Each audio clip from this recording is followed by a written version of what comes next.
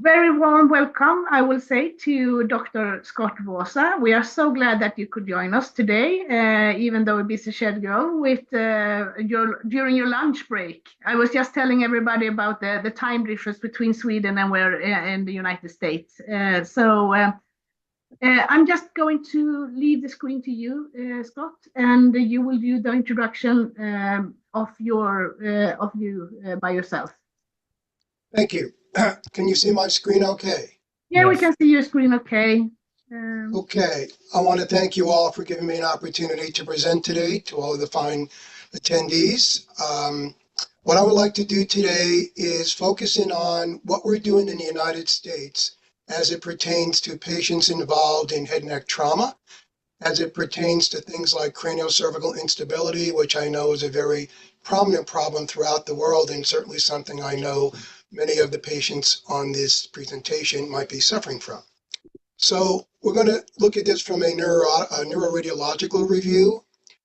So I'm going to start by explaining or educating you all about what spinal stability means. So spinal stability is the ability of the spine under physiological loads to limit patterns of displacement so as not to damage or irritate the spinal cord or nerve roots.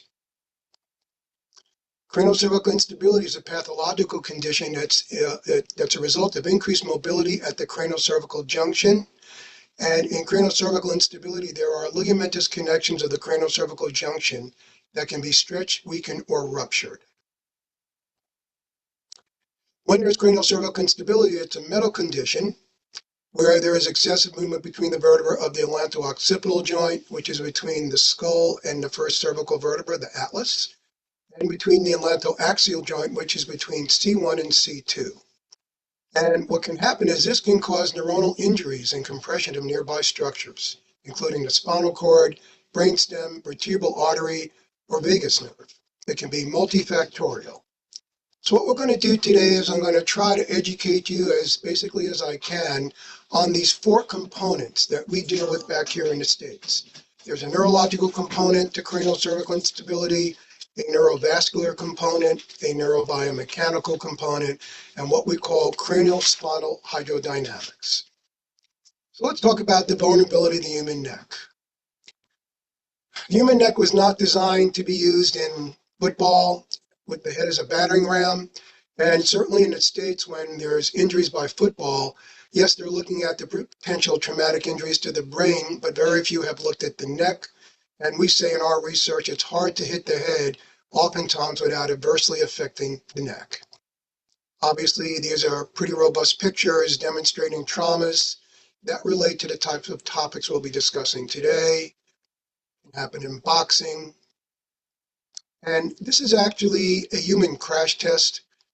I'm certified, in human crash testing. And this is a low-speed rear impact crash. And I'm going to stop and show you what can happen and how the area of the kraniocervical junction can be injured and or damaged. You're going to see it in a moment. I will stop it. This is a slow motion picture right here. This is called an S-curve. This occurs when the car accelerates forward, the seat back moves the torso forward, and the head lags in time and space. This retracted posture is what it's at the root, oftentimes, of injury to the static stabilizers of the kraniocervical junction. It can cause stretching. It can cause what's called a subcatastrophic failure, which we'll discuss shortly. And this is actually the mechanism of what happens in an S-curve. What happens is these injuries occur in 50 to 120 milliseconds. Muscle guarding doesn't occur until 200 milliseconds. So in some cases, injuries can occur before the muscles of the neck actually have an opportunity to guard and protect the head and neck. And that's some of the things that we see in our imaging. This is actually an example of a patient that had an MRI back in 2002, and then went ahead and had a car crash in 2004. So what we're demonstrating here is this is a side view of the neck. You all can see my arrow. This is the brainstem. This is called the cerebellar tonsils. And we're seeing here that basically the base of the brain is up inside the skull, as it should be. After the rear impact car crash, this patient her upper neck or kraniocervical junction had changed. The bottom of the cerebellar tonsils were protruding down through the foramen magnum. The C2 bone was tilted or retroflexed backwards, and this created what we call a choke point for craniospinal hydrodynamics. So essentially, the ability of the spinal fluid to flow in and out of the skull had been impeded. And we know that because when the craniocervical junction is well aligned, spinal fluid is white in this sequence, and we're seeing a clear white substance. Here we're seeing the spinal fluid is not bright white. We're seeing these wispy lines. That's called the spinal fluid flow artifact. So this is demonstrating that the spinal fluid trying to get out of the base of the skull with every cardiorespiratory cycle was being blocked. And that turbulence created these wispy lines that support the fact that there was CSF obstruction coming out of the base of the skull subsequent to the 2004 crash in comparison to the prior crash. So I'm going to demonstrate to you or share with you today, I work with several programs in our cases of craniocervical instability. Sometimes the cases I can manage by ourselves with alignment alone, but oftentimes when there's laxity in the ligaments that are too stretched, then I co-manage my patients with Dr. Chris Centeno. He's the creator of a program called RegenX. RegenX is a program whereby they use various types of what's called orthobiologics or regenerative cellular therapies. That would include platelet-rich plasma or PRP. That would include prolotherapy and stem cell therapy. And we'll learn about that shortly. This is obviously a good rendition of C1 and C2. And this is stating that what we've done is we know where pain comes from. And oftentimes when there's craniocervical instability or suspicion of that, we can usually diagnose or connect the joints or joint that might be facilitating the pain and dysfunction that the patient is having. C2, C3 is a very common area for whiplash injuries, as well as C01 and C02. I'm going to bring this up full screen now. Okay, so this is a beautiful example of the craniocervical ligaments and membranes that are involved in stabilizing that area, and these are the structures that can get injured or damaged. So we've got the traditional ones that many of you might have heard of. The alar ligaments and transverse ligaments, of course, have been well written in the literature. They are the ligaments that are most likely to be damaged in injuries like a car crash or sports-related injuries. This is called the apical ligament. Again, these are all structures that are there to hold the head on top of the upper neck bones. So this is a view from the front, this is a view from the back, and this is going to be a look from the front, coming in through the mouth. Okay, this is a view from the side, and this is demonstrating all the different ligaments and membranes that hold the head onto the upper neck, the craniocervical junction. So that would include anterior longitudinal ligament, the anterior atlanto-occipital membrane, anterior atlanto-axial membrane, apical ligament. There's just a series of them. Transverse ligament, tectoral membrane, posterior atlanto-occipital membrane. Some of you might have heard of these in your journey of trying to get diagnosed. Some of you may not. But these are the structures that we know from the research, the literature, and certainly imaging. These are the structures that tend to get damaged when there is robust types of trauma to the head and neck. These are some of the other stabilizers. These are muscles. That would be rectus capitis posterior minor muscle, major muscle. This would represent C1 and C2. So the difference between what we call a failure and a subfailure of a ligament. A failure of the ligament is a complete severing of the ligament. These are not the type of cases that I would be seeing. These are the cases that likely would necessitate a surgery, a stabilization infusion. Subfailure is where the ligament will stretch and create micro tears or weaknesses. And these are the types of structures or ligament injuries that we're dealing with in the States. And I know Dr. Bertilson and many of his colleagues are dealing with this as well. So that's the difference between a ligament being completely severed or failing, or subfailure means it's been damaged, stretched, but it hasn't been completely severed. This is a great article. This is obviously a cadaver study showing this would be the alar ligaments here. This would be the transverse ligament here. And this study describes when you stretch the ligament more than 6 to 8% of its normal length, that it can likely begin to fail and become subcatastrophically failed or completely failed. So these are the types of things that we look for with our imaging. This is a simple x-ray of an observation that we published a paper, Dr. Freeman and I. Many of you have heard of Dr. Freeman. This is called the paraodontoid space. So this would be the atlas bone right here. This would be the dens of C2. We always want to make sure that the space between the dens of C2 and the atlas lateral masses are equal distance. As you see here, this side is widened. This is one of the biggest indicators that we know of in the States and through literature. That is a defining suspicion of an alar ligament injury or damage. Alar ligaments are supposed to keep this dens. So now we're looking down from the top of the head, this x-ray. This would be the jaw. This would be the atlas bone right here. This would be your dens. And again, this is the space that we look for, the paraodontoid space. And if we see this on an x-ray, you have to go to the suspicion that there might be kraniocervical instability. So this is just a simple observation on an open mouth x-ray and a horizontal x-ray on something of a strong suspicion of injury to that area. C2, C3 disc can refer pain. Now we're going to go into various observations of when there's problem, damage, or derangement or laxity in the various upper neck joints. So this would be the pain pathway when there's a C2, C3 disc problem injury. It can refer basically to the suboccipital region, which is right under the skull base, but it can go up into the bottom of the skull and somewhat down the upper neck into a medial portion or middle portion of the neck.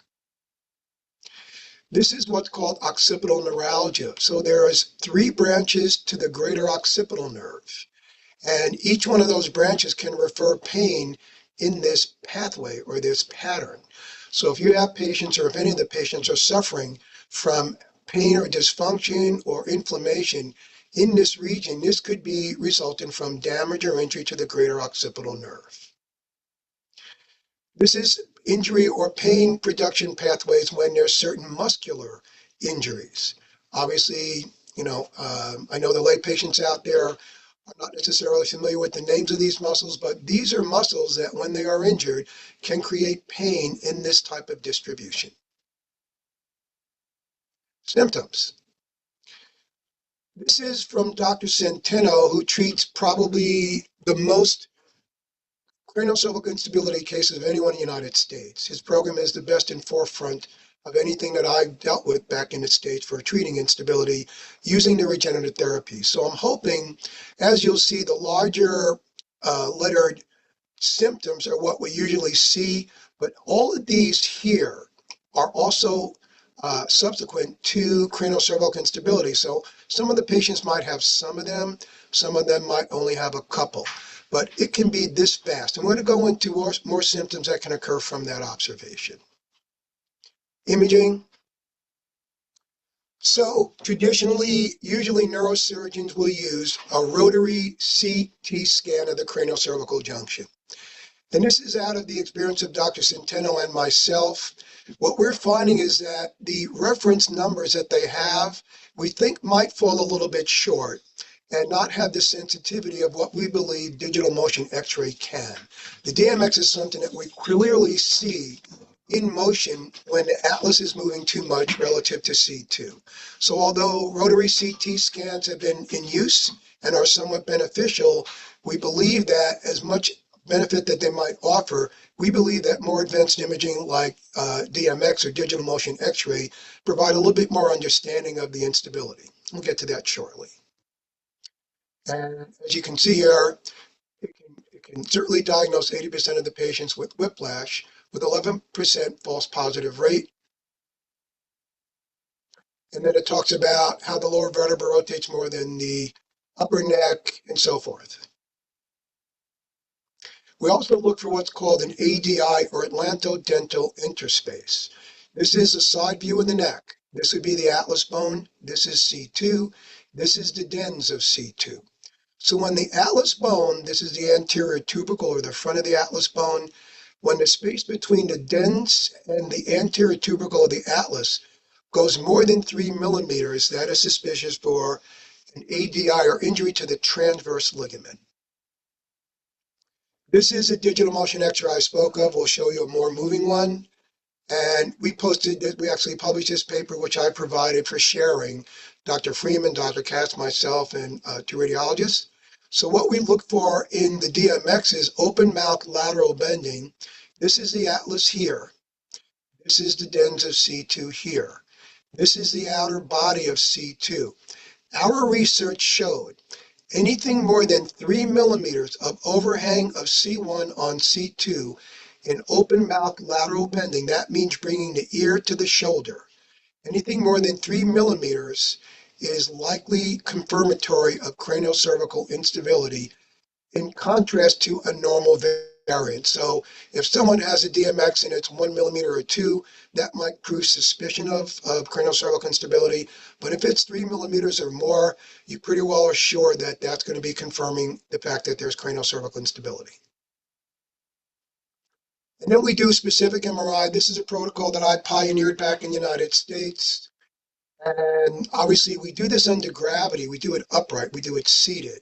And when you're under gravity, gravity creates load on ligaments and is likely to show more damage to the ligaments than when you're laying down without the weight of the head on top of the neck. And then we use a special type of coil. This is not, I didn't put that in for me. This is Dr. Centeno's presentation. He discusses us because he refers to us for imaging quite a bit. And then we have Dr. Krikanes has published several articles on the grading of these ligaments. And we do say that the imaging alone should never be used alone. It has to be correlated with clinical examination and history. So it's not enough to just say, yeah, we see scarring of ligaments or we see excessive movement through DMX. The actual diagnosis needs to be confirmed further by the treating doctor. Someone like Dr. Bertilson, of course, is well versed in this, by history and examination. This is a DMX that we did, and I want to keep your attention right here at C01. This is a patient that had a car crash. And what you're going to see is C01 is completely laxed. It's moving way too much. It's quite loose. In fact, I just sent this patient yesterday to Dr. Centeno because he's going to have to inject quite a bit of cellular therapies. I'll repeat that. Quite a bit of stem cell therapies in there to tighten up that joint because this joint is creating debilitating headaches on this patient. And of course, we expect to have a good outcome with that. But this is what we like to see, that digital motion X-ray can show that static imaging can. This is what we look for in the digital motion X-ray. When the patient bends over, we're seeing that C1 is overhanging C2. So this is the beauty of digital motion X-ray. It's real-time motion that we can see how far the atlas is shifting off of the C2 bone. We can also see if these para-odontoid spaces are narrowing, which is further conclusive, as you see here. This space narrowed and this space open. So this is confirmatory for this patient having alar ligament injury, and quite a sufficient one because the overhang was over 5 or 6 millimeters. So this is the beauty of digital motion X-ray, or what we call dynamic imaging. This is a perfect picture of the things that any radiologist or physician should look at on an X-ray or the MRI. If we see what's called interspinous fanning, a perched facet, angulation, loss of the curve in the neck, or what's called listhesis or forward movement, then this is considered, according to the American Medical Association, this is considered an impairment, meaning this is equivalent to being disabled. It's a 25 to 28% impairment. So if we see any of these types of observations on an X-ray, an MRI, we know that this patient potentially has issues of concern that might be resulting from the trauma. Why is imaging so important? So we pioneered this. This is fusing DMX and the MRI that I perform. This is called an RPM, or a rapid pulse modulation study.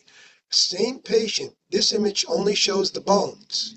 But this image shows when the patient moves back and forth, these discs, intervertebral discs, are expanding back, compressing the spinal cord. So same patient, DMX is good to show bone, MRI is great to show bone, soft tissue, fluid, and such. That's why we put the two together. This is right out of a textbook. This is what a normal MRI of the neck would look like. Ligament should be black and continuous, good alignment. When there's injury, we see disruption of these structures. Thinning, disruption. When you see these types of things on imaging, we know that those structures have been damaged. That's what we look for with the MRI.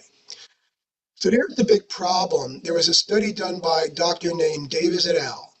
And he said that oftentimes in the beginning of an injury, that there can be anywhere from 4 to 30% of these injuries missed, meaning that if you don't get an X-ray or imaging done right after the injury, if you don't get something to show that there might be an injury, the lack of these images showing the injury had led to 29% of those patients with missed injuries developing permanent nerve sequelae. What that means is that if good imaging wasn't used in the beginning when the trauma occurred for proper diagnosis, the delaying of the imaging led to 29% of those patients having permanent nerve damage or pain and suffering. So that's why we're so adamant about good, adequate imaging to diagnose the patient in the beginning when the trauma occurs. So what we look for is neurovascular repercussions of the kraniocervical junction misalignment. What this means is that when there's injury to the kraniocervical junction, the upper neck vertebra, C1, C2, will become malaligned. And one of the repercussions is compression of what's called the vertebro-basilar arterial circulation. What this means is that when there's an injury to that area with misalignment, it can affect the blood flow to the brainstem, which gets 100% of its blood flow from the vertebro-basilar arterial circulation, as well as a good portion of the brain. And those mechanisms by which the kraniocervical junction misalignments can occur can affect your central nervous system and peripheral nerve system, leading to various types of symptoms that our patients report. So this is basically another rendition of the static stabilizers. This is a side view of C2 in the atlas. We've got a sufficient amount of ligaments and membranes. We can review that another time. But this is the vertebral artery system. So the vertebral artery, so this would be the front, this is the brainstem, this would be the back of the brain. This is right through the neural canal. This is the spinal cord. And I can't stress enough, when that misalignment occurs and affects the blood supply via the vertebro-basilar arterial system, it can compromise neurological function to the brainstem, which controls the functions in our body. And then we talk about when the artery gets compressed, these are the types of areas that can see problems with decreased blood flow to the cerebellum, brainstem, and cervical cord in the posterior brain, meaning the back of the brain here. This is the vertebral arteries going through the neck vertebra, through the atlas. They come up through the opening in the skull. There's a right and left artery, and they form what's called the basilar artery. And that's, excuse me, that's what feeds blood to the brain. Now, I'm not looking to make you folks neurologists, but I just want you to look at how the vertebral artery compromise can affect what's called the cranial nerves. Those are the nerves that feed function into the brain and down through the spinal cord. These are some of the symptoms that can come about. Cranial nerve 2 can create vision problems. Cranial nerve 3, 4, and 6 can create vision problems. Trigeminal nerve can create pain in the face and upper neck. Cranial nerve 7 can create facial muscle weakness and spasm that would be on the side of the cranial nerve being compressed. It can create ear pain.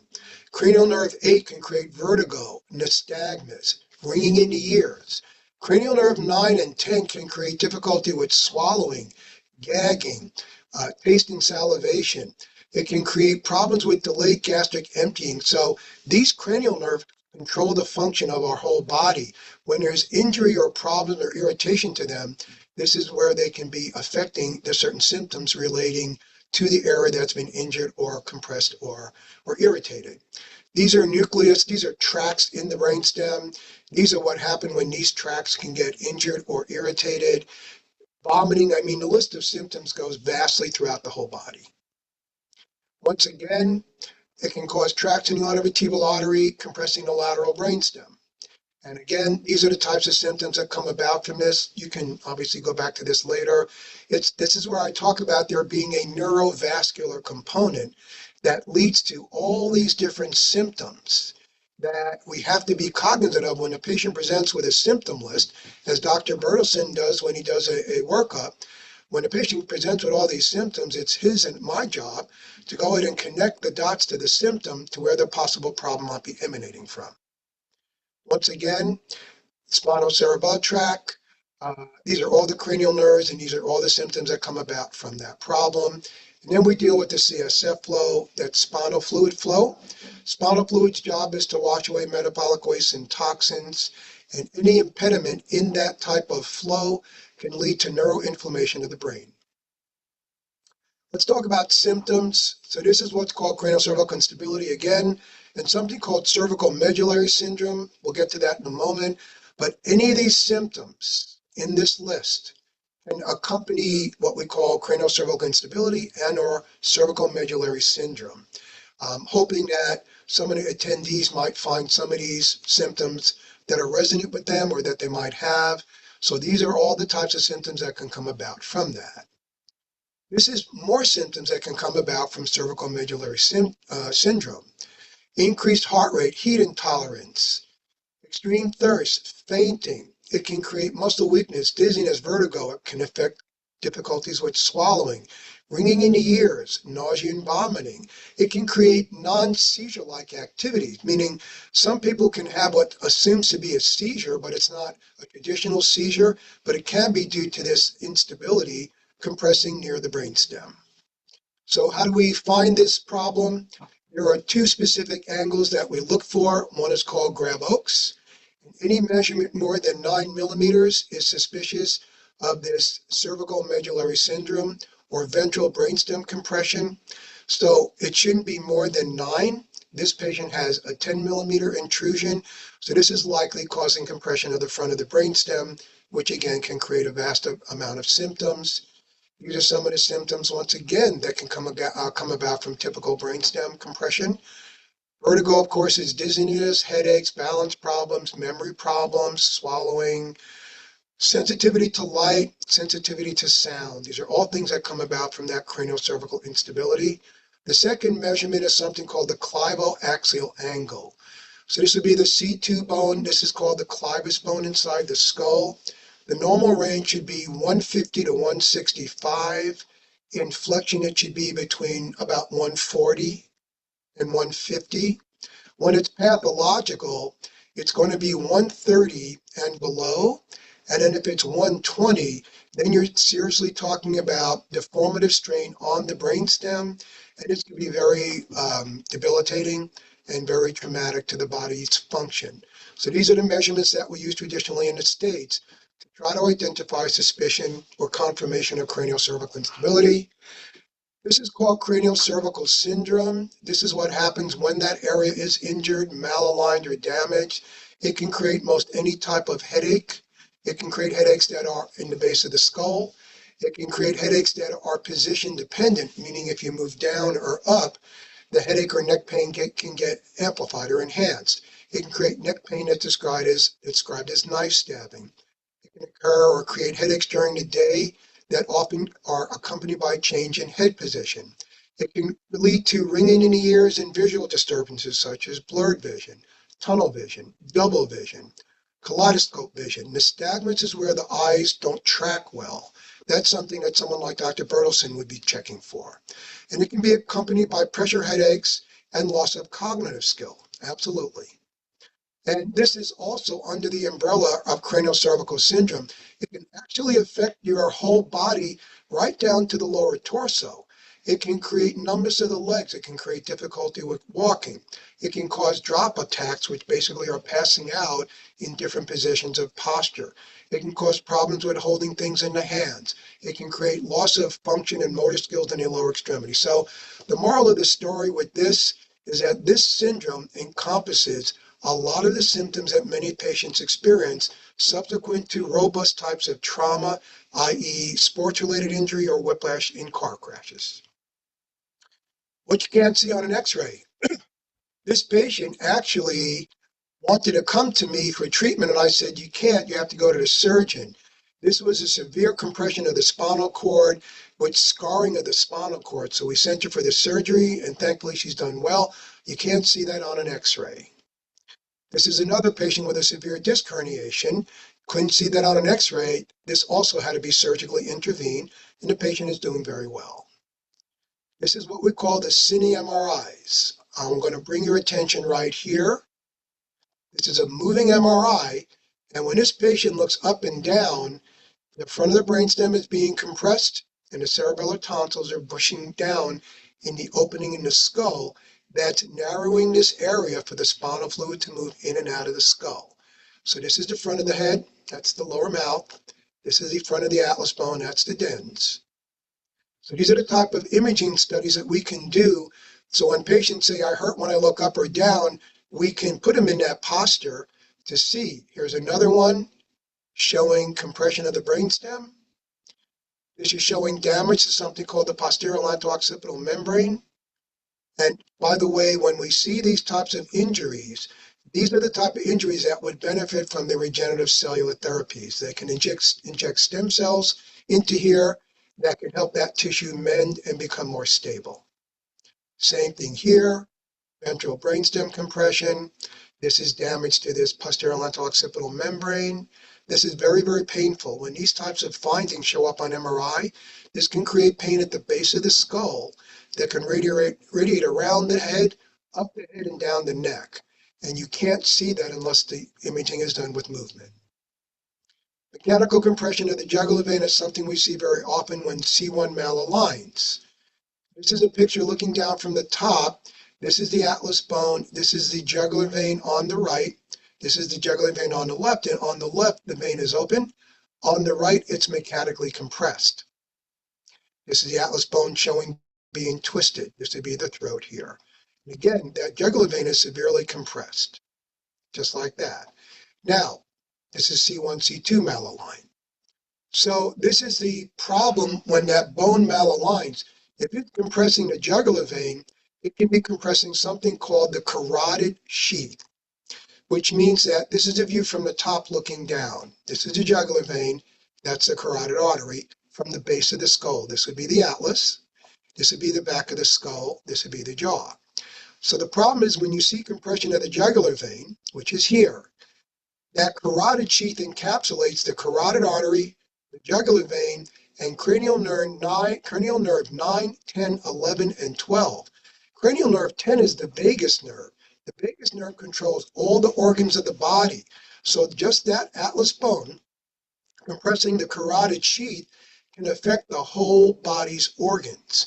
And of course, cranial nerve 9 is the glossopharyngeal nerve. This can affect swallowing. So the compression of the carotid sheath can lead to innumerable different things. This is an example of a patient that we just treated. This is an MRI. This is the jugular vein on the right, jugular vein on the left. This is the carotid arteries, and this is the atlas bone malaligned before we intervene. After the alignment, not only did the atlas bone come back into position, but this jugular vein that had been compressed significantly completely opened up and restored and took the pressure away from that carotid sheath. So these are the types of images that we're able to do. This is an example of a patient that has the jugular vein compressed by the atlas bone. This is a fluid flow study. This is before alignment, and this is after. So before the alignment, the vessel was compressed. After the alignment, the vessel opened up and was able to drain the venous blood. Venous blood carries out toxins from the brain. If you impede and compress the jugular vein, you're limiting the ability of metabolic waste and toxins from evacuating out of the brain, which can lead to inflammation of the brain and things like brain fog and cognition problems. Treatment options. Of course, the first treatment or the last treatment is surgery. Surgery has its benefits, but when surgery is done, it can have good outcomes, it can have not such good outcomes. And the issue with surgery is once the screws are put in, it's almost impossible to take them out. So if the surgery isn't done very, very well, there can be complications. So that is one option though. Fusion is an option when there's instability. Whoops. But then there are these regenerative therapies that I've been speaking of during this presentation. It's called orthobiologic injections into targets in the kraniocervical instability cases. So the first one of approach is, again, Dr. Freeman's involved in this, is injecting what's called the posterior neck or the back of the neck. Injections with the stem cells or the PRP or prolotherapy, that can help the ligaments and muscles in the back of the neck that help the neck become more stable, meaning they're not going to move as freely. So that's one form of it. Facet joints, those are the joints between each of the vertebrae. These joints have been implicated in over 60% of neck pain in patients involved in whiplash-type injuries. So when these facet capsular ligaments are damaged, they're a huge source of pain. And of course, these can be injected with these cellular biological products. Then we have the occipital nerves. There are 3 branches. It's called the greater occipital nerve. There's a branch here, a branch here, a branch here. And these branches can lead to severe suboccipital or skull-based pain, as well as headaches and pain in the back of the head and top of the head. PICL procedure, it stands for percutaneous implantation of the kraniocervical junction ligaments. This is what Dr. Centeno does. And what he does is he grabs bone marrow aspirate, and that's where the stem cells come from. He's got $1 million lab. That's how he does it.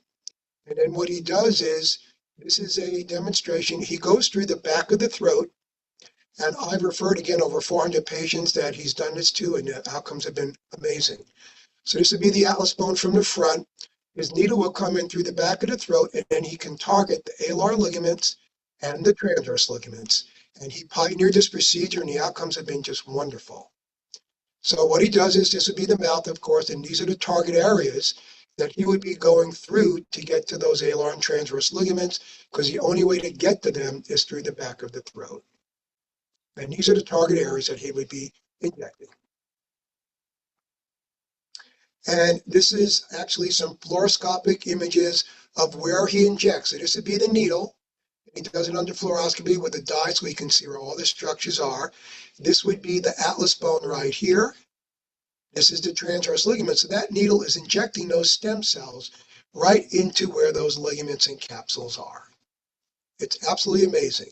Here's another patient showing the transverse ligament being injected. And that needle comes right around, and he's got a perfect program on how to do that. He's got blocks that he puts in the mouth to hold the mouth open, so he can get that needle very carefully and safely into the area to where it needs to be injected. This is also injecting the C01 joint. And does it work? So these are pre and post provided by Dr. Centeno. So this patient had a 4.6 millimeter overhang. Actually, this was my patient. And then after the injection, it reduced to 2.3 millimeters. So it does help to tighten up those ligaments. This patient had, same thing, a different patient, 4.9 millimeters of overhang of C1 on C2, and it reduced to 1.2. So these regenerative therapies have really been a saving grace for our patients in the United States, and that's how come we work together. So this is Dr. Centeno's gathering of his data, and he's reporting 7 out of the 10 patients are reporting significant improvements. That would mean almost 90% have improved same or better, and only maybe 5.6% have not seen the benefits of it. And again, what we say is regenerative therapy can be tried first. If that doesn't work, then yes, surgery can be intervened without question. The image-guided atlas treatment is what I perform. Once again, this is an example of a malalignment of a patient. This is the occipital condyle, or what's called C01. This is the brainstem. This is the atlas bone malaligned. This is it back in alignment. We showed you that a moment ago. This is a patient that came in with a severe rotary misalignment of C1. This is prior to the alignment. This is about within a half hour later, it reduced. And we're going to send her, actually we just sent her for the regenerative therapy to help tighten up the ligaments to get the bone further back in place. Here again, you can see how that atlas transverse process mechanically compressed the jugular vein, this thin black stripe. After alignment, that jugular vein opened up, so it started to improve. Here's another one. This is C2 before alignment, and that's C2 after. Again, these are severe rotary misalignments. These are patients that are disabled, they can't work, but at least we have a model of diagnostics and treatment that we're using that's showing some great promise and hope. So in summary, in the United States, we're using advanced imaging methods. That would include DMX and upright MRI for the appropriate assessment of kraniocervical instability, and we have found that the best treatment options available are the image-guided Atlas treatment combined with the regenerative therapy, i.e. orthobiologics, with the Centennial Schultz Clinic. And with that, I thank you. Questions? Thank you, Scott, for a very extensive neuroanatomical lecture on the craniocervical area or segments. And there are several questions now in the in the answer and question section. Yes, sir. And most of them are, or some of them are in Swedish and some in English. So I will just try to translate whatever is in Swedish, and you're welcome to answer in English. Thank you, sir. Okay. And you can translate back to Swedish if the patient Yeah. question designates that. So Yeah, thank of you. course. Now, the first question that's written is, how difficult symptoms may you have from an atlas if it's completely luxed? And that is, I would think you would say that's almost a death sentence. Yes, sir. So when, like we mentioned earlier, and we can see those on imaging, if there is a complete failure of the stabilizing ligaments, then they're going to end up coming to you, Dr. Bertilson, and being referred for a surgery for fusion. Because if that area is extremely luxed or laxed or loose, then it can create these neurovascular types of syndromes. It can compress nerves, it can compress the brainstem, it can compress arterial supply. So the symptom list, as I mentioned and I showed you, it's vast. It can create symptoms that might be distant from the actual problem. So the answer is use imaging to know if it's that laxed or luxated. That would be defined by imaging to show if the ligaments have been catastrophically failed. But if they haven't been catastrophically failed, then it's plausible that those patients might benefit from proper imaging and protocol treatments. Yeah. There's one question that has several parts of it, and I'm not sure if I just read it in English. How do the most of self-referral upright MRIs in Medserena in UK? How to do the most of this of self-referral upright? Well, I'm sure you know we have a lot of patients here in Scandinavia who attend the upright MRI central in London, especially during the time of Francis Smith. Yes, Professor Smith, when he was still on this With side us. of the way. And Yes, sir. I'm not sure I understand the question, but how to do the most of those? Maybe the patient. The question is how to get use of those when you come back to Sweden. I'm sure you know that most or many at least of our colleagues here in Sweden don't really accept these kind of readings, whether you do it or Professor Smith or someone else assesses these. So, do you have any counsel on that? Yes, thank you.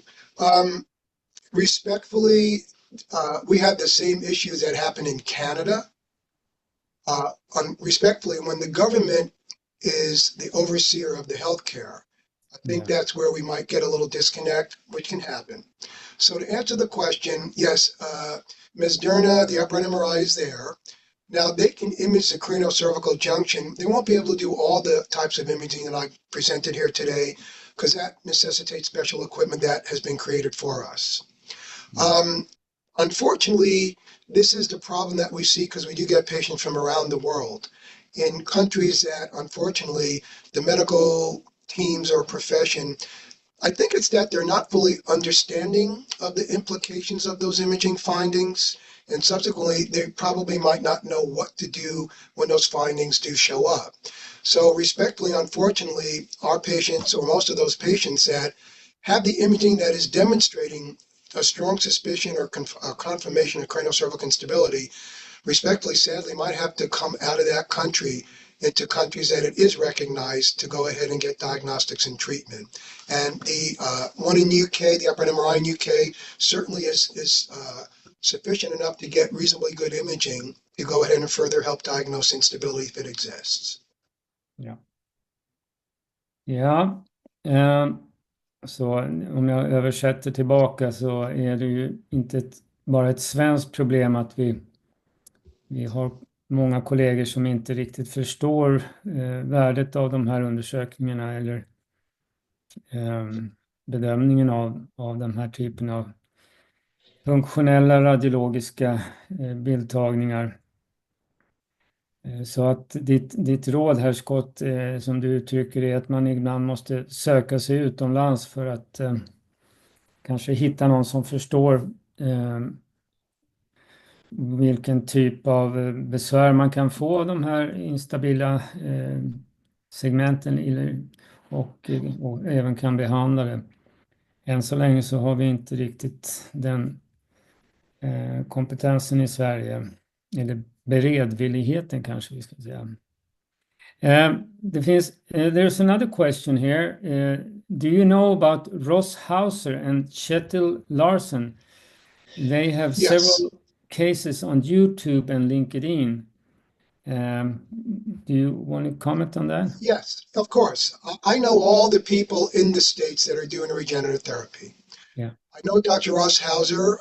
I've had dinner with him several times. So Dr. Ross Hauser does do DMX for checking for instability, and Dr. Hauser is doing some regenerative therapy injections. The only thing, though, is that Dr. Hauser can only go up as high as C1, C2. The only one that's doing injections into the alar transverse ligaments and C01 would be the Dr. Centeno Schultz Clinic in Denver. So yes, I'm familiar with Dr. Hauser. The other doctor I'm not familiar with, but Hauser I know very well, actually. Yeah. So the difference would be he could be considered for treatments, but his treatments would have a limitation at the kraniocervical junction because he can't get to the alar transverse ligaments as well as the C01 joint, as well as Dr. Centeno can because of Dr. Centeno's procedures. Ja. Så svaret här på svenska då, det är ju att ja, Scott känner väl till åtminstone Dr. Hauser, som ju också gör regenerationsterapi med injektioner då, men som saknar då den möjligheten eller den tekniken som Dr. Centeno har utvecklat för att även påverka de allra högst liggande ligamenten i övergången mellan huvud och halsrygg. Så att Dr. Hauser kan rekommenderas om skadorna ligger lite längre ner om man nu söker det. Okej. En annan fråga, another question now is how to treat phantom pains in the arms. I don't know if you want to comment on that because that's not... Sure. Yeah, okay. Sure. Yeah. So pain, sensory pain or sensory information to the brain is sent some sort of a symptom. Has to come through the spinal cord, through the brainstem up to the brain, for the brain to question or understand what it senses or feels. So if there's phantom pain, of course, we continue to have to go back to the imaging. We would have to be looking at the MRI of the brain, the brainstem, and the neck to see if there's areas that are showing whether it be mechanical compression of the brainstem or exiting nerve roots or some other types of issues that we see with other patients. We see something called what's called the vertebro-basilar dolichoectasia. That is where, when the misalignment occurs, the vertebral artery can end up mechanically compressing the brainstem.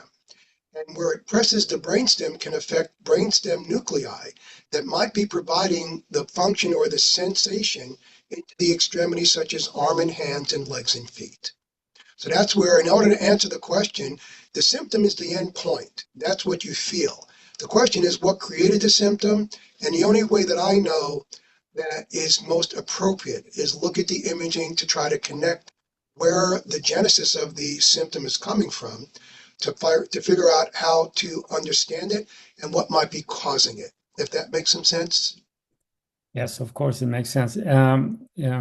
På svenska då, så om man har fantomsmärta, vilket i sig kanske kräver en förklaring vad det är, men att det är kanske, man brukar associera fantomsmärta med att det gör ont i en kroppsdel som man inte längre har kvar. Man har tagit bort en tå eller ett finger eller kanske till och med en hel hand eller arm. Men man upplever som att smärtan kommer från det. Hur som helst, man kan också ibland associera fantomsmärta till begreppet att det gör fruktansvärt ont. Och oavsett om det är det ena eller det andra nu så är ju att försöka fastställa var är det som nervsystemet är påverkat. För det här är ju en klassisk nervpåverkansfynd. Och då understryker här Scott att man får försöka använda olika bildtekniska modeller för att se om det ligger på nervstamsnivå eller om det ligger, alltså fantomsmärta kan ju utlösas intrakraniellt och det kan utlösas perifert, alltså utanför själva nervstammen. Och Scott förordar då bildtagning. Om jag skulle lägga till så är det, skulle jag vilja säga att man kan också använda andra kliniska metoder, men det får vara en annan dag. Thank you, Scott. I tried to explain That's fine. That you may need other clinical findings to discern where is the neurological problem emanating from. Another question now or this is a comment, just a comment to you. You need to educate more in Europe. I agree. I agree. Yeah. There was a time, if you recall, Dr. Bertilson, I had come to Sweden, graciously invited by you folks. We did it 7 years in a row, and we try to go ahead and educate as good as we can about technology, about the ill effects of these injuries. And if you can get the people interested in wanting to learn more about it, I'll be more than happy to go ahead and do this for hours. I teach, again, a 300-hour, 3-year program to doctors on this whole topic. So if you can get physicians that are interested, I'm more than happy to share the information. Yeah. Well, that's always the big issue, to get radiologists or colleagues of any kind interested in this kind of a little bit more tricky examination procedures, both clinically and radiologically. May I add a question now, whether it's not from the question and answer session, but how is it in the US these days? Are colleagues there more educated? Have they? Yes. Well, certainly, to your point, it's a great question. Mainstream medicine, traditional family physicians, they're just not trained in this. So they're not the ones that are likely going to be resonant with this or understanding of it. But the physicians, like I have a lot of neurologists, a lot of orthopedists, a lot of functional medicine docs that do understand the implications of this type of condition. And again, to your point a moment ago, it's easy to talk about the endpoint, which are the symptoms. Our focus is the genesis. We have to go and we have to find out where is it emanating from. And when it comes to trauma, we know that this area can be implicit in a lot of different things.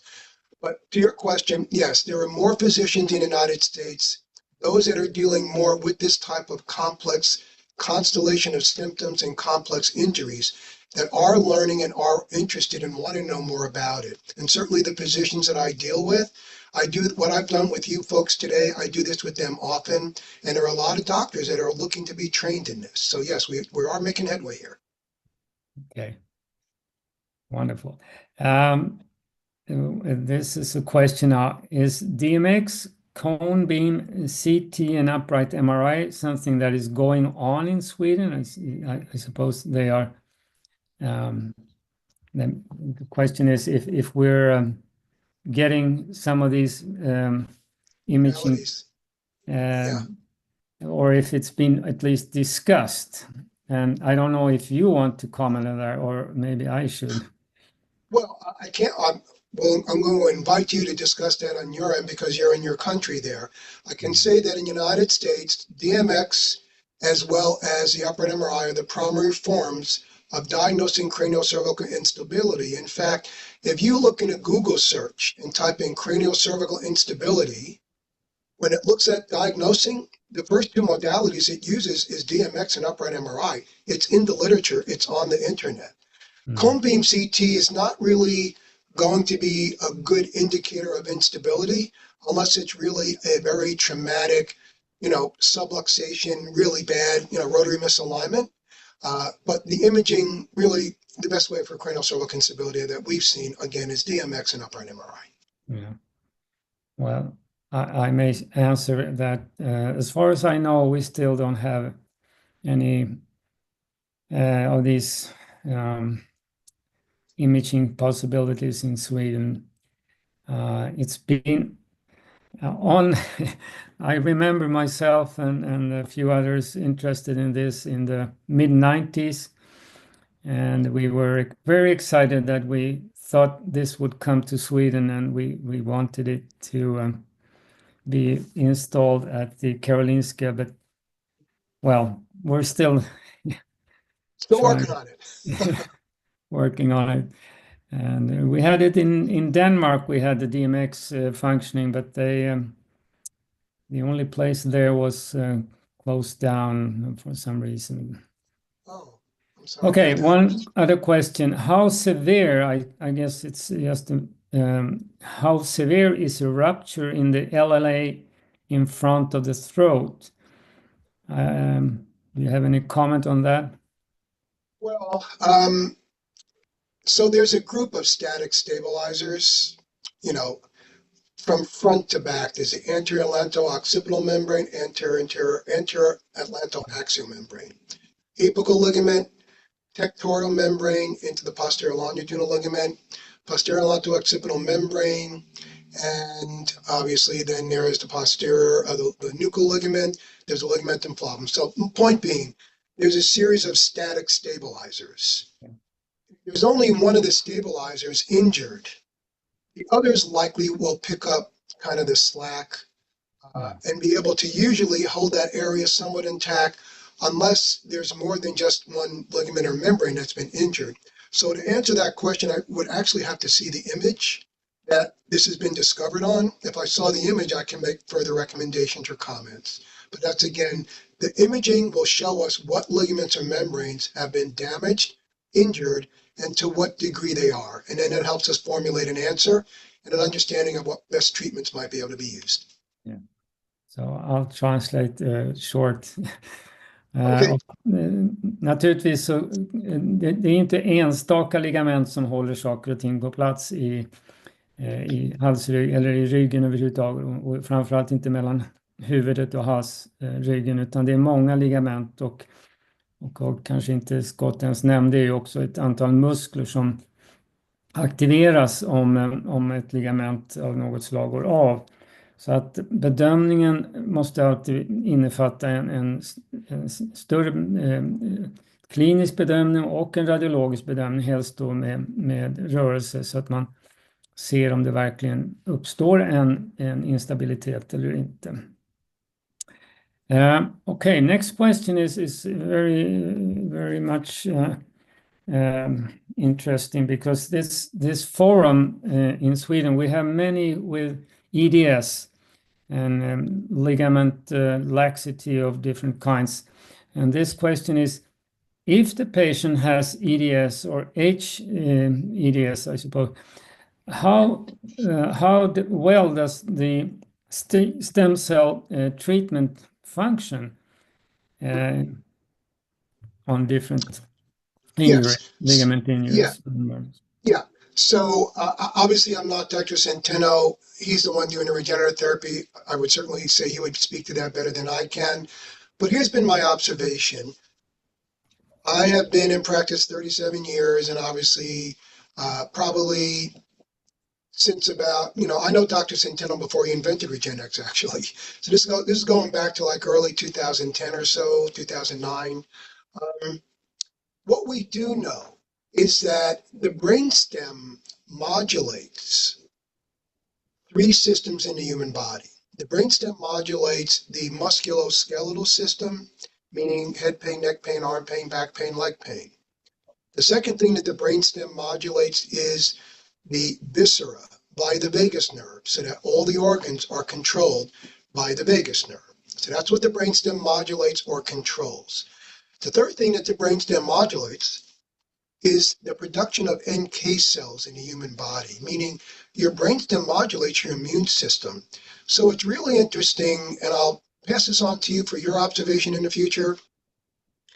What we are seeing is that when our patients come in with kraniocervical instability, they're coming in with a long list of either autoimmune or inflammatory conditions along with the CCI. Meaning they're coming in and they're telling me they got Lyme's, they got babesia, they got chronic fatigue, they got EDS. So I believe there might be an association, this is not in the literature, but my observation has been, is that when there's instability to craniocervical junction and plausible cervical medullary syndrome or ventral brainstem compression, it's plausible that maybe there is an association to the immune system weakening and therefore going ahead and leading into these inflammatory conditions. So in terms of, have I had patients with EDS or HEDS have injections with the stem cells and benefit? The answer is yes, I have. I have seen that. Okay. Translating. Yeah, long answer. Sorry. Very short. Scott har sett positiva effekter av stamcellsbehandling på även patienter med EDS och HEDS. Men det saknas ju vetenskapliga sammanställningar och så det går inte att säga det. Sen kom Scott in nu på nästa fråga som egentligen berör samma sak.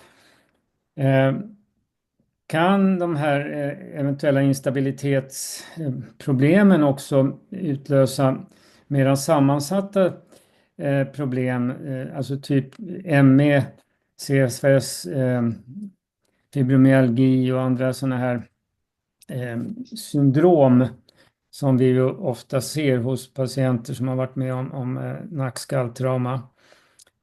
Och du svarade egentligen already. Sorry. Now, I should say it in English. It's for you.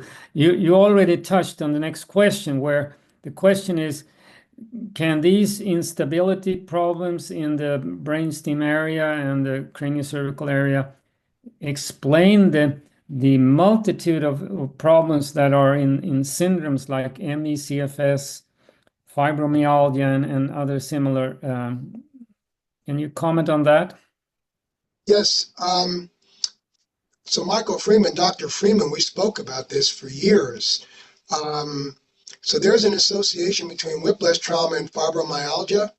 There's an association between whiplash trauma and low-lying cerebellotonsillar ectopia and Chiari. Yes, I believe that, as you know, Dr. Bertilson, there's two terms that we use. Certainly you know better than I. There's association and there's causation. Causation means something made it directly happen. Association means that it could be a piece of the complex puzzle. So yes, we do believe that there is an association. When there is craniocervical instability, we do see, and I see a lot of CCI patients, probably more than most in this country. We do see this strong association that when they come in with a confirmation of craniocervical instability, they are coming in with a list of chronic fatigue and fibromyalgia and Ehlers-Danlos. And again, a lot of these autoimmune inflammatory conditions seem to be associated with craniocervical instability. I've seen that observation. Yeah, we all see that. And Svaret på svenska är att ja, absolut. Scott har sett det här och så att det finns starka samband som kan övervägas där mellan svåra syndrom och instabilitet eller påverkan i halsryggen. En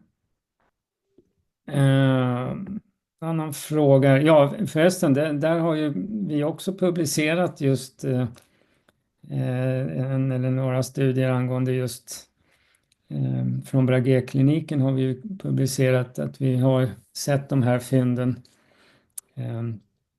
Att det finns en stark överrepresentation av både instabilitet och eller ledlaxitet och obstruktioner av förträngningar av olika slag i den här högre halsryggsregionen och ME framförallt. Men vi ska inte gå in på våra fynd.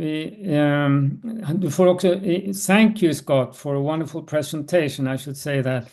And this is another comment here, a question. What about occipitalis muscle belly when it swallows and are in pain? So I showed you one of the slides showed the greater occipital nerve has three branches. Mm-hmm. And I believe there's a likelihood is that if there's occipital pain, the likelihood is that one of the branches or several of those branches have been injured resulting from a trauma. And Dr. Centeno, by the way, does inject those nerves and it helps immensely. Yeah. Ja, alltså Scott refererar, en av bilderna visade han ju just occipitalisnerven som kommer från C2 och att det kan mycket väl vara så att man får en skada mot någon av de här grenarna av nervus occipitalis och de muskler sen då som nerven innerverar. Och där kan man också ge injektioner förstås. Pröva det. Det gör vi ganska många i Sverige också. Sen har vi we have a medical student here who is doing a exam work in our clinic and at the Brages, and he writes in perfect English, the facts that patients seem to improve after surgery suggest that there is not ischemic damage to the brainstem, cerebellum, cranial nerves due to the obstructions on the blood flow to the brain due to instability in the kraniocervical junction. Is there a time frame to take into consideration to prevent permanent neurological sequelae? That's a great question. Not all kraniocervical junction fusions are successful, respectfully. How well the patient does with that fusion can be multifactorial. In other words, we've seen fusions done where C1, C2 were malaligned, and then the screws were put in with the patient's C1, C2 malaligned, which did end up still creating some subsequent clinical symptoms that were neurovascular in nature. So it's kind of a difficult question. Sure, if the fusion is successful, it hopefully should quiet down neurological symptoms. But if this fusion is performed and there's still residual symptoms, and we've seen some of those cases where the fusion was not done so well, and there still was clinical sequela after. So sure, if it's going to be a fusion done, alignment should be kept in perfect position as much as possible. And if the patient responds well, then the fusion was successful. If the patient continues to have clinical ongoing symptoms, then there's probably some things that were left out in the ability to try to stabilize the area through the fusion. Yeah, I think, Scott, the question is actually about the time frame. If you have any comment on the time frame from injury to prevent permanent neurological sequelae.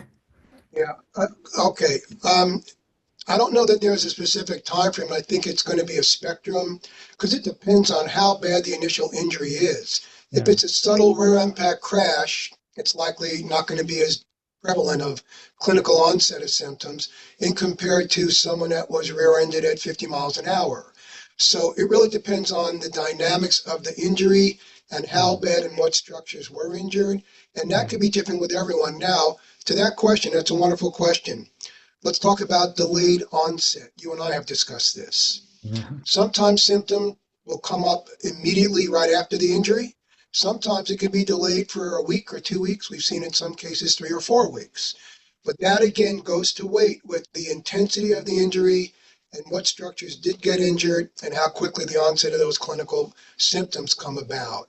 So that's where, and you're better than anyone that I know, that's where a good history and a good physical exam will let you know, relative to the history of the injury, how bad that injury is and how quickly the onset of symptoms are. And in the research, we know those that have an initial onset of a lot of symptoms from the time of the accident, they tend to be the ones that most problematically have problems later. Meaning that the bigger amount of symptoms on the injury day usually equates to more pain and dysfunction later on. That we do know. Och översatt, translated, så är det en bra fråga naturligtvis. Hur lång tid har man på sig efter att man har varit med om en olycka till att förekomma då permanenta neurologiska skador? Och det går inte att svara på med någon exakthet, utan det beror ju på dynamiken och krafterna som verkar i skadeögonblicket och hur allvarliga skador det är. Så att det är en fråga som man måste... Scott framhåller ju här att man kan ju få symptom omedelbart, men man kan många gånger få symptom som kommer med tiden, flera dagar och veckor, och jag skulle tillägga att utifrån den degenerativa process som initieras i skadeögonblicket så kan symptomen komma åratal efter.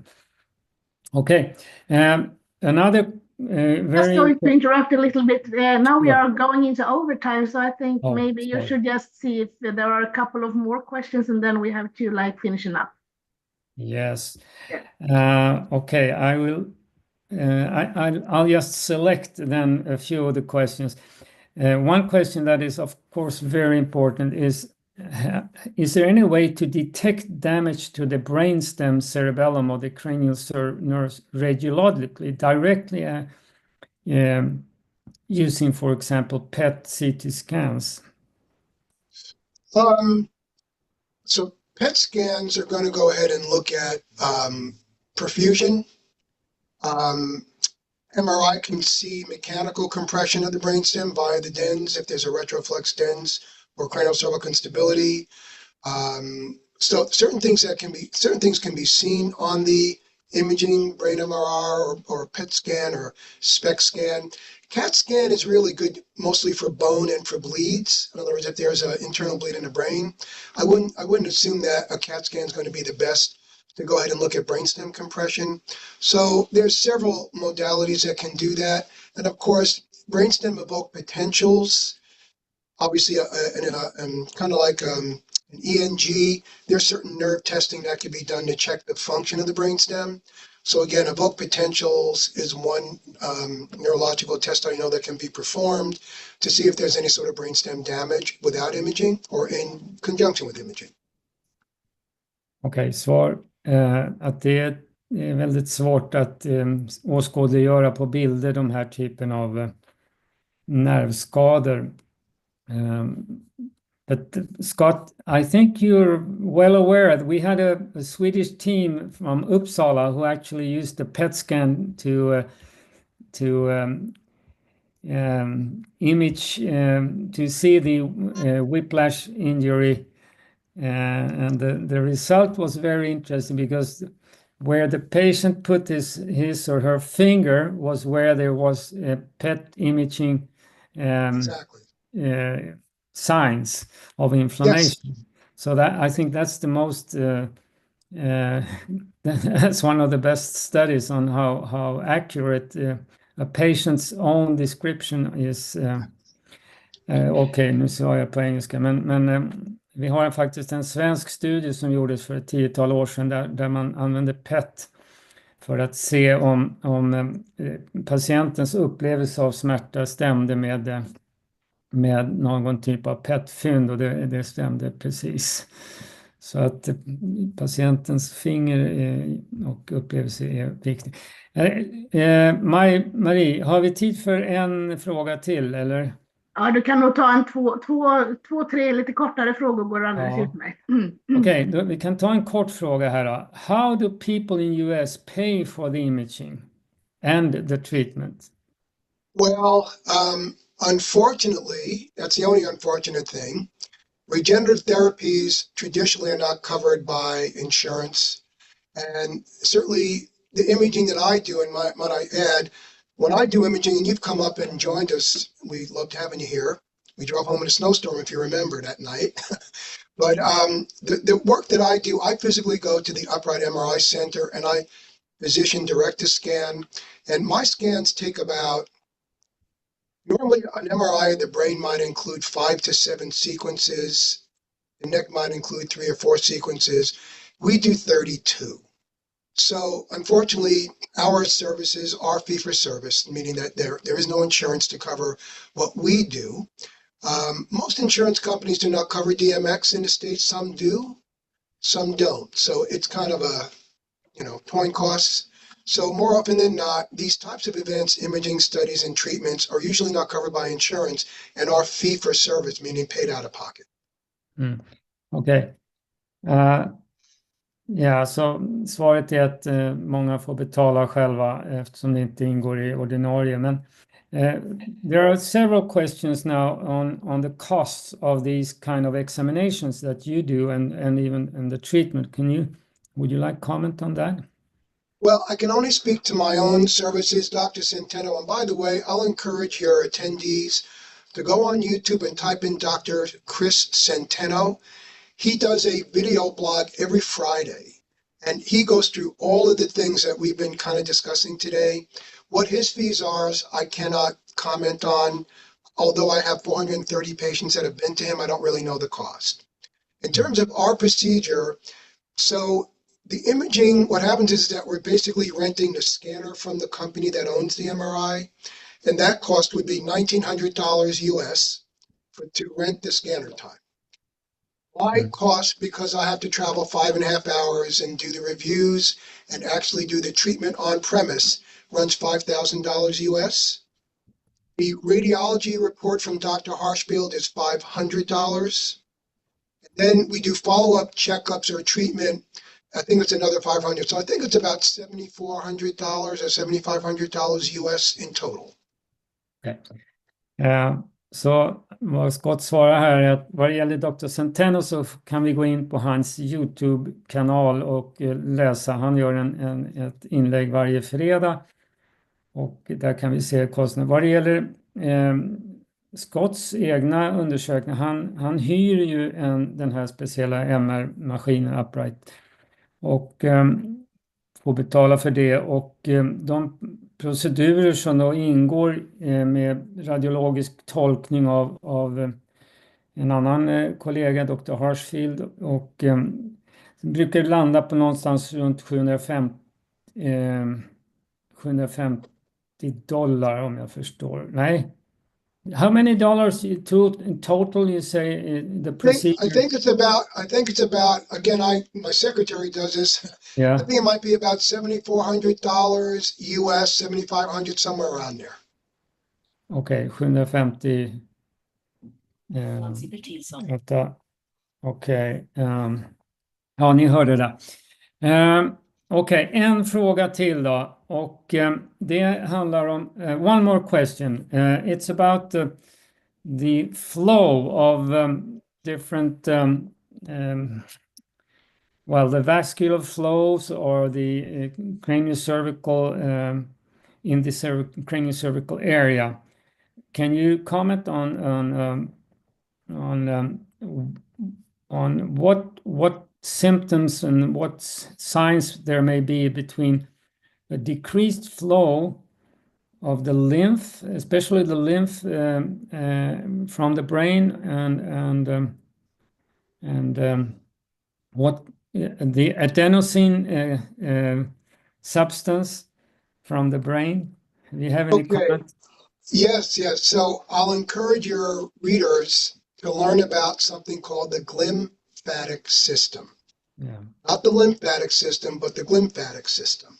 The glymphatic system was discovered and researched in the States here in about 2014 or 15. They used to think that the spinal fluid's job was to cushion the brain and hold it up in the head. They put a chemical tracer in the spinal fluid and realized that the fluid is there to scrub away metabolic waste and toxins. So what happens is there are three fluid systems that keep our brain healthy or help our brain heal when we are injured. Blood comes in the brain for nutrients. That would be via the vertebral-basal arterial system and carotid arteries. Spinal fluid's job is to wash away metabolic waste and toxins with the brain and spinal cord. Once the spinal fluid grabs the toxins from the brain and spinal cord, it brings those toxins to the top of the brain to a place called the arachnoid granulations. The arachnoid granulations filter out toxins from the spinal fluid and then deposits them into the venous system. The venous system carries out the metabolic waste and toxin from spinal fluid, as well as the venous toxins like the tau proteins that are inflammatory and can be injurious to the brain. So what we've learned is we essentially call it faulty plumbing. Any one of those fluid systems that are weakened, impeded, or restricted can prevent the brain from either staying healthy or regaining its health when there's trauma, such as a concussion or a mild traumatic brain injury. So the researchers have stated when there is impediment in spinal fluid flow, it could be at the root, and we know this is a fact. There's more data out every day.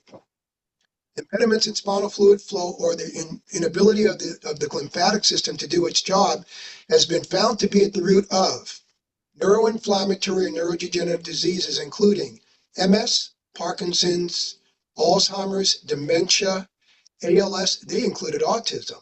That's what their findings were. So that spinal fluid flow system is essential for brain health and brain healing. And when it is obstructed, the symptoms could be vast. It could be intracranial pressure headaches, nausea, dizziness, facial pain, tinnitus. It could be brain fog. It could be visual disturbances. It could be a vast list of symptoms that can come about from impediments of spinal fluid flow. Ja, okej. Och om man ska sammanfatta allt vad Scott sa angående det glymfatiska systemet, som är ett ganska sent upptäckt avloppssystem från hjärnan, där alltså tillflödet och näringsförsörjningen av hjärnan sker ju via blodkärl, alltså arteriellt blodflöde, men avflödet sker inte direkt via vener i sin helhet, utan det går också via det glymfatiska systemet som har en brunn uppe i arachnoidsystemet, och sen töms det restprodukter ner i venerna. Och om det här avloppssystemet inte fungerar så kan man ju få hur mycket olika symptom som helst. Och Scott nämnde då alla de här neurodegenerativa problemen som vi vet att jag bland annat har framhållit. Alltså allt ifrån MS till Alzheimer och ALS och Parkinson och så vidare. Hörrni, nu Marie, nu är klockan halv. Vi har hur många frågor kvar som helst. Men jag tror att vi får spara dem till en annan tillfälle helt enkelt. Och så säger jag tusen tack för idag. Och tusen tack till alla er som har varit med och lyssnat på oss här idag. Jag hoppas att ni har tyckt att det varit intressant och lite sådär. Vi planerar faktiskt fler webbinar här framöver, och vi pratade lite med Scott precis innan, och han har också lovat att han kan vara med på någonting ytterligare framåt. Så därför kan vi också ta och spara lite på frågorna, tänker jag. För det var en cliffhanger till en kommande föreläsning framöver. Och då vill jag också passa på att be alla er som har varit med idag tipsa om ni vet någon annan som ni tror skulle ha nytta av att vara med i föreningen. Vi behöver bli fler. Ska vi kunna påverka så behöver vi alltid vara fler. Så att ni som är med idag har lite rekryteringsjobb att göra till nästa gång helt enkelt. Så hoppas vi att vi växer. Thank you so much, Scott, for joining us here today. It was lovely of you to come here and tell us about all your knowledge that you have and taking time out of your lunch break to do this. We are going to leave you now, and a huge thank you from both of our associations and from the audience for today. So Thank you.